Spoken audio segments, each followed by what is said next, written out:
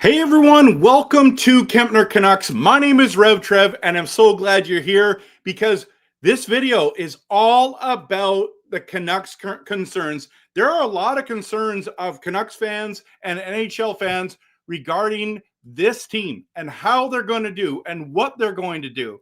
So we need to understand that this is a hot topic, and I'm going to be going through a series on Canucks concerns, and today I'm diving into the one that is about Canucks scoring.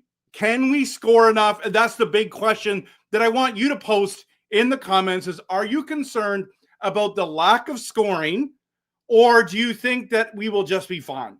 Do you think this team has enough to score to do what it needs to do? That's a big question people are asking and wanting answers to. Obviously, we're going to have to wait till the season starts to really know the answer to this. Or do you just think like we're going to be fine? Everyone panics about everything, overreaction theater. This is what we're going to dive into. And I think this is a legitimate question. This isn't just, hey, I'm looking for a video to make. This is a realistic question that a lot of people are asking. I'm going to hit the promo. We're going to dive into it. I'm so glad that you're here because this is an important topic. And this will be a shorter video tonight. So get your questions in, get your comments in, and let's go. Let's get into it. Are you concerned?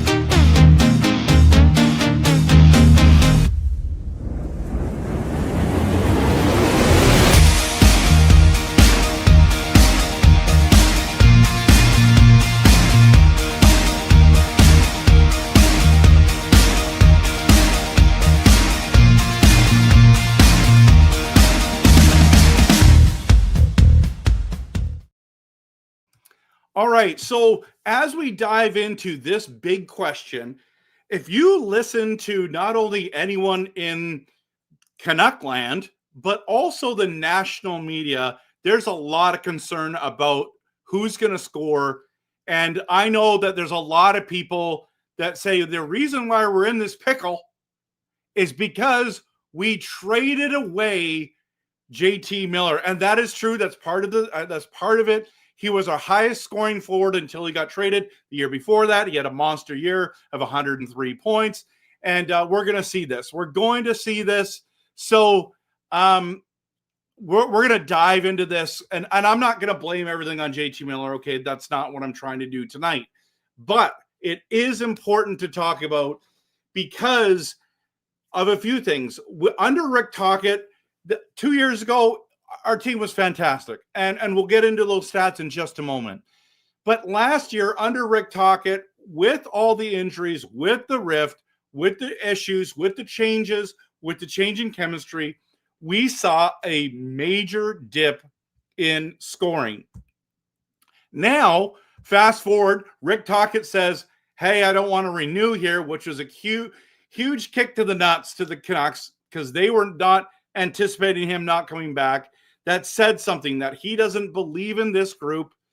He's tired of the stress, whatever it is. I don't know all the reasons, but listen, why wouldn't you sign back? They offered him really good money, and he says, no, I want to go back to Philly. Is it really that Philadelphia was the place that he wanted to go, or did he not believe in this team? Did he not believe in this future? Did he not believe that we had the pieces to not only make some noise, but win a Stanley Cup? Or at least contend. Because 2 years ago, everyone was saying, we're back, baby. We got this. That's a huge thing. But we didn't score enough goals last year under Rick Tocchet. Fast forward to this year, Tocchet's gone, and Adam Foote's the guy. Now, we know that Adam Foote was not an offensive juggernaut when he played for the Colorado Avalanche, but he sure did play with a lot of offensive juggernauts. Sakic, Hayduk, Forsberg. I mean, you name these, Tanguay. These guys were unbelievable. So he knows what it takes, but he's a defensive kind of guy. That's good for Quinn Hughes, who was under a lot of criticism for his defensive play. But listen, he is a guy that knows hockey, first time being a head coach, but he has to surround himself with people that are going to help him with the scoring. And so whether I know the Sedin twins are going to be helping in Abbotsford, but what are we going to do? What are we actually going to pull off to make this happen? A lot of times I've been sitting there going, you know what, we'll be good enough. As long as we stay healthy, we'll be good enough. But then I start thinking, okay, well, what's Adam Foote's system? I know it will be defensive. Like, are we planning on winning games 2-1, 3-2? What's the goal? As long as we get W's, that's all that matters. But when we play tough teams who can score, everyone's saying we're really strong on defense. We're really strong in net. But where are we going to find the scoring? Now, I'll show you what I mean. Okay. Now, some of you already know this, whether you know this or not. I want to just throw it up there because it's just a really, I pushed the wrong button. A really, really good reminder. Okay. So we're going to the Vancouver Canucks stats last year. Okay. Here's the statistics, 2024-25 regular season. Okay. You have Quinn Hughes. Okay. Quinn Hughes is our highest scoring player at 76 points. Look at the numbers that he did there when it comes to missed a whole bunch of games, right? 14 games. Brock Besser played 75 games, missed 7 games, only had 50 points. Connor Garland, 50 points. He's a 50-point guy. That's where his range is. 81 games, right? DeBrusk broke his career record in goals, okay?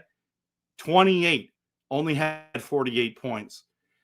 Elias Pettersson, and I'm planning, hoping, I'm not praying about it, but I'm assuming that this is going to be his worst season of all time in the National Hockey League. He only had 45 points. Now, he only played 64 games, so we'll give him a little bit of leeway with that. But he only scored 15 goals, everyone. And we just need to. Kiefer Sherwood had a career year. 78 games, 19 goals, 40 points. Hronek is number 7 on our list. Why is this important, everyone? Why is this important? Because number 7 on the list, next I'm going to show you, won't be 33 points and 5 goals only. Look at the goal scoring. It was just not there this year. Just not there. Okay, Leckermacky, Carlson, Sasson all got 3 goals apiece. Can we get those guys in there? Baines scored a goal, his first, was that his first career goal? Hedl scored 13 goals for us. Can he play a full season, 56 games? Man, if he plays, what if he gets to 30 goals this year? I mean, that would be it, right? That we're really relying on Hedl, right? We're really right. Now let's go to the year before, made the playoffs, made some noise, went 2 rounds, should have made 3. You got JT Miller of 103 points, 37 goals. That's hard to replace. Quinn Hughes had 17 goals, 92 points. You had Pettersson with an 89-point season, 34 goals. Brock Besser had 40 goals. Philip Hronek, look at that, only 5 goals again, 48 points. That was so much better than than last year. He missed a bunch of games last year, so that's his range, right? Connor Garland, guys, 20 goals, 47 points. So again, around that 50-point range. Number 7 is Höglander at 36. And so you see the top end guys, monster points. Can we? Now, I don't know if we can get back to those numbers, but you're looking at this bad. That was a good roster. The bad news, the injuries, the rift, the lack of chemistry, the changes. We got 90 points. If we can find a way to score, and this is why the Canucks management is on the hunt for a second line center, everyone. That's exactly why, because we need to score. We need to score. So now let's add in something else, okay? Because we can also add in another year of Abbotsford players and another draft. And so can one of these guys make a difference? Or maybe 2 of these guys make a difference scoring-wise? There is a lot of hype about Coots in training camp, in preseason. There is a lot. going on. Baines, lots of talk about Baines. Lots of talk about Lekkerimäki. Lots of talk about Karlsson. His skating's improved. We know he can score. We know he can play good big minutes. Is he going to take a step? Are they going to keep Coots as a centerman and just put Hedel as the second line center, Coots in as a third line center, Bluger as a fourth line center? Like, that's not a bad option, everyone. What if they went with a young guns third line of Coots, Baines, and either Karlsson or Lekkerimäki on the right-hand side? Maybe let's put Karlsson there, and then you have Lekkerimäki playing up if there's an injury on a top six line, or maybe Karlsson plays up there. There are some little big question marks that we're talking about in these scenarios. And the more, I don't think Coots is making this roster as a full-timer, but maybe he surprises me and everyone. I know a lot of you want Coots to make this team, that you're hoping that he's the next Bo Horvat, Trevor Linden kind of guy. He's got speed. He hits. He has a motor that doesn't quit. He plays great defensive hockey, and he's got a scoring ability. So imagine if he not only makes the team, produces on the NHL level. They have been so impressed with them. But I think Baines, Karlsson, Coots, and Lekkerimäki are all going to get an option to do it. There's another guy I'm missing from Abbotsford. I mean, maybe Klibachev gets an opportunity. I'm not sure. But here's another thing when it comes to scoring, everyone, and we'll get into that conversation because, actually, just before we do that, I just want to say, remember, Sherwood, Coots, and Baines was a great trio in training camp. So that's possibility. That's interesting right there. I mean, Sherwood brings the veteran presence, and Coots and Sherwood have the high motor, both hit, and Baines just tries to work his magic. Come on. So that's pretty interesting. Okay.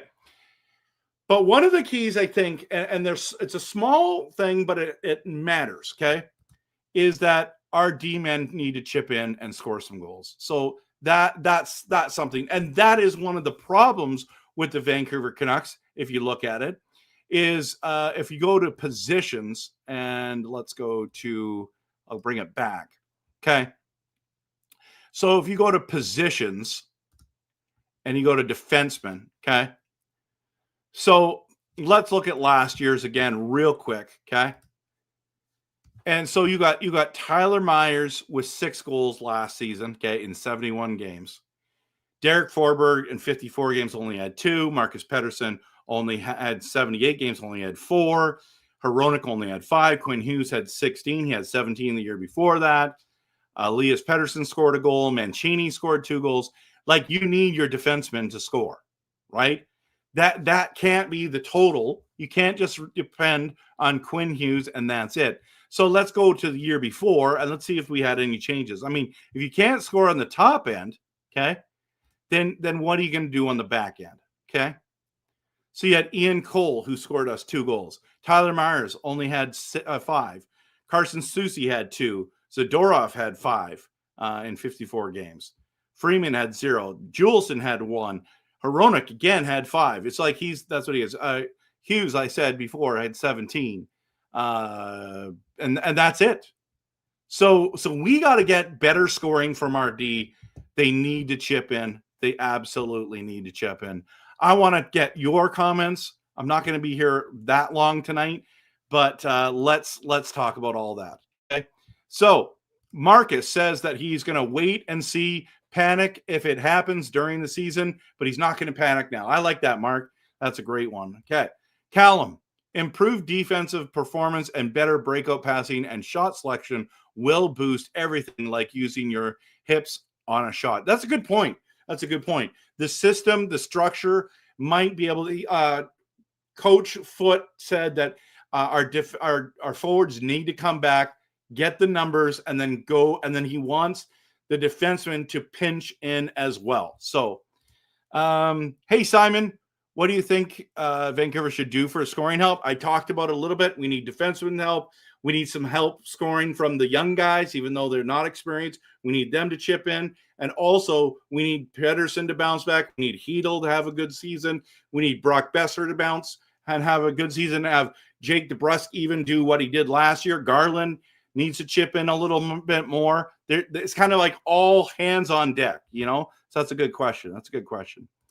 Callum says, when the Canucks rejected JT, they rejected the essence of how Tocchet wants his emphasis on his team to play. Yep. I mean, he's got his hands full in Philadelphia, right?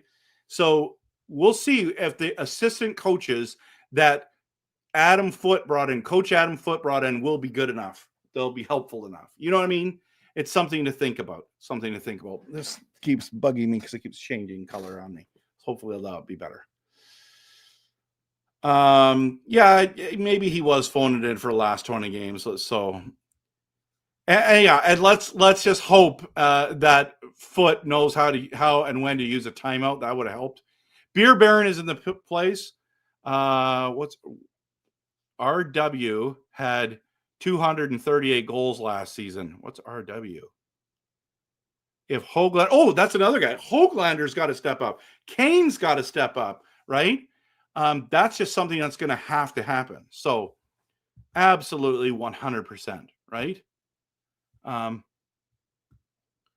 Yeah, so those are guys that need, I mean, this is why you brought in Kane. He's making $5 million this year. You paid Höglander $3 million.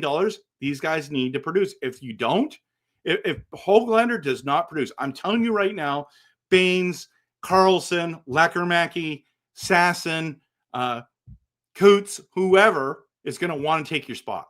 You can't have 2 years where you don't do that. So, and you know what, the Hedl factor is massive.